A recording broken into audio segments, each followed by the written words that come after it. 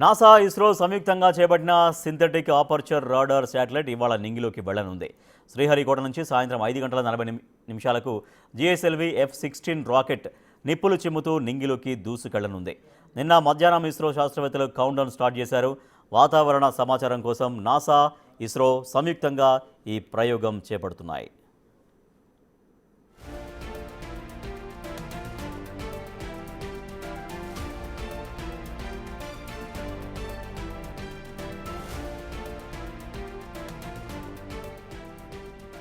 Nisar satellite బరువు 2392 కిలోలు ఉంటుంది. 12 రోజులకోసారి భూమిని చుట్టేస్తూ 3D చిత్రాలను అందిస్తుంది.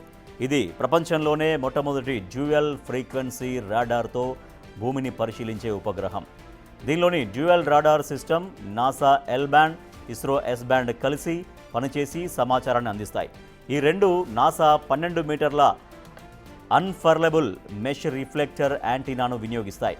నిసార్ మొదటిసారి స్వీప్ సార్ టెక్నాలజీని ఉపయోగించి 242 కిలోమీటర్ల విస్తీర్ణంతో అధిక స్పేషియల్ రిజల్యూషన్లో భూమిని పరిశీలించనుంది.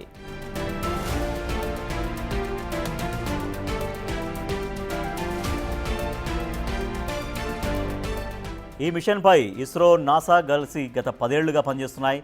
సెంటీమీటర్ స్థాయిలో భూమిపై కదలికలను పసిగట్టి దాన్ని 3D రూపంలో చూపిస్తుంది.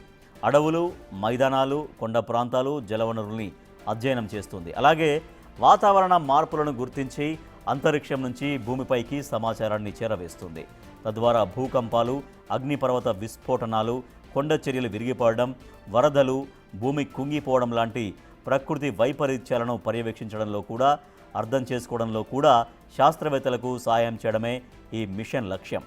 ప్రాజెక్టు మొత్తం ఖర్చు 11,200 కోట్లు. ఇందులో ఇస్రోకు అవుతున్న ఖర్చు సుమారు 1,200 కోట్లేనని అంచనా వేస్తున్నారు.